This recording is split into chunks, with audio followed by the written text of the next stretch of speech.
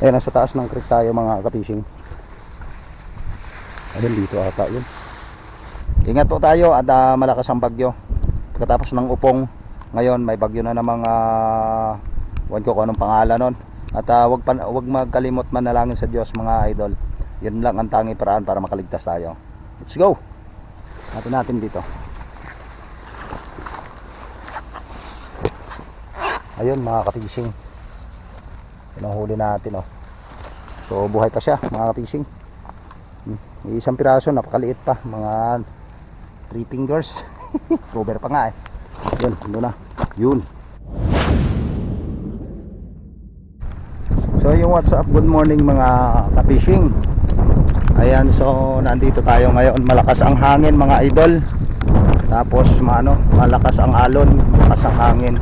So kahapon nag-try tayo dito na magmiwas sa kangkong kasi kangkong ang pain kumagat. So ayan, malakas ang ulan mga lods. Kaputi tayo. Nandito tayo sa dating spot sa may crane mga lods. So pasensya na sa lahat ng mga viewers natin na nanonood. Kasi ngayon lang tayo nakapag-upload ng video. So try natin, lakas talaga ng alon dito mga lodi, mga fishing. Ayun, ang daming naglilipa ng anong tawag nito, yung hindi siya gurami, yung puti. Ayun, try natin dito kung kagat sa kangkong. So dahil maanlog nga, hindi kagaya kahapon, malakas ang hangin, maanlog doon, maraming namimiwas doon mga lods. Yan, may dala tayong dala. So pag wala tayong mahuli dito, dala tayo mga idol. So try lang to.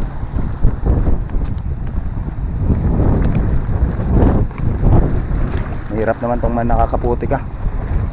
Ayan, dito tayo kahapon sa spot na to. Yung huli natin isang piraso lang dahil sa malakas ang hangin. Pero medyo masama talaga ang panahon ngayon. Bagyo kasi, may bagyo. So maanlog, lakas ng hangin, no. Wala tayong dalang bulate mga idol. Kaya may posibleng mapapalaban talaga tayo sa kangkong. Try lang natin kung mayroon. Bababa tayo rito sa sa breakwater, sa flood control. Aray ko, grabe mga idol. Yan, gapang tayo dito. Yan. So medyo malayo-layo, malakas na anlog. Alam mo, lumilindol yung kangkong. Ayan mga idol, subukan natin dito mga ka-fishing. Ayun, may bahay doon, oh. Grabe, non-stop ang ulan maghapon. Basang pa yung tubig dito mga ka-fishing. Oh, bangka nga dito, puno na ng try pa rin natin. So let's go. Hindi natin ma-videohan to mga ka-fishing dahil sa sa malakas ang ulan, baka mabasa yung camera natin. Ayan. So try pa rin natin. Agos lang tayo dyan, baka makatsamba, makalibre ng ulam sa bagyo. Ayan. So let's go. So yo, hello mga idol. Ayan mga ka-fishing, doon na tayo galing, oh, sa may likod. Nag-testing tayo doon ng kangkong ang pain mga lods. So bumalik tayo dito sa may creek. Ayan, dahil baha. Subukan natin magdala ngayon. Dala natin yung dala. So doon kasi hindi tayo makapagdala dahil unang-una maraming namimiwas. So yung nahuhuli nila mga idol, maliliit din. Hindi naman kalakihan, mga 3 to 4 fingers lang. So dito titesting tayo magdala mga ka-fishing. So mag-try tayo magdala dito. So sakto, walang nagdadala dito sa area na to mga ka-fishing. So tayo magta-try ngayon. Ito yung dala natin. Try tayong magdala dito ngayon. Subok natin kung may mahuli tayo. Sana, kasi medyo malabo ang tubig, So titingnan nga natin. Tingnan natin mga ka-fishing. Ayan, oh. Sa palagay ko medyo, ewan ko lang kung may isda dito. Ito-try natin yan mga ka-fishing. Ito-try natin na maghagis talaga dito. Magdadala tayo ngayon. Kahit malakas ang ulan mga idol. Zero visibility ang karamihan. na area. Oh. Wala talaga, walang makita, puro ulan. Ayan. Kaya nandito tayo sa tabi ng kalsada ngayon, dito tayo magdadala.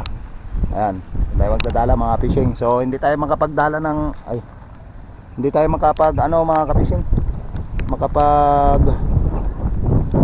video na maayos kasi malakas ang ulan, mababasa yung camera natin, hindi natin dala yung shield, yung pang para hindi mabasa yung ulan. Kaya ayun, try natin dito sa creek na to. Let's go. So yo, what's up guys? At ito na nga, umuulan pa rin. Ayan, itapon natin ang dala natin dyan. Last na tapon natin to mga idol. Simula doon sa dulo, doon sa pinakadulo na yon hanggang dito. Ang huli natin guys ay 1 piraso. So yung mga ka-fishing, medyo mailap sa atin ang panahon ngayon. So babatakin lang natin to kung may huli. Sinabi ata.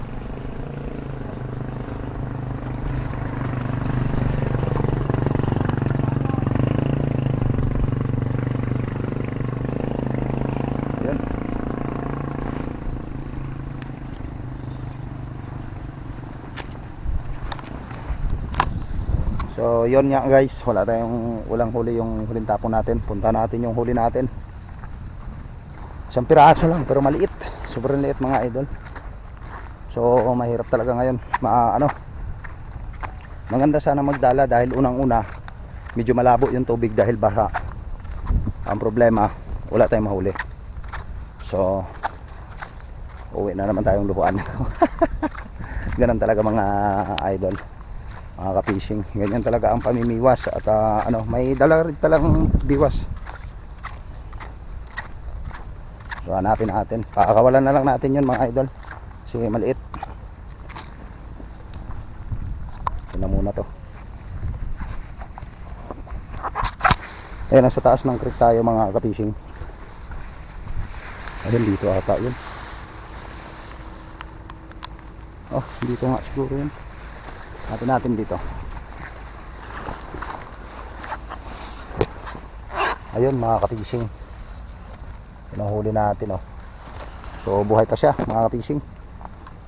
May 1 piraso, napakaliit pa, mga 3 fingers. Cover pa nga eh. Ayun mga ka-fishing, ito lang yung huli natin. At ayan, paalam muna at hindi kita kukunin at nag-iisa ka pa lang at 1 piraso maliit pa. Yun, muna. Yun. So ayan guys, ang ating vlog for today. Ayan, ganun pa rin, grabe ang ulan sa ating paligid mga lods. Yun, malamig na. So babalik na natin yung ating dala. Guys, maraming salamat sa inyong panonood. At kahit wala tayong huli ngayon, ganun pa rin, gumawa pa rin tayo ng content kahit bumabagyo. Ganun talaga, wala tayong content ngayon kaya gumawa tayo ng paraan para makapag video tayo mga lods kahit nandito tayo sa kalagitnaan ng ulan.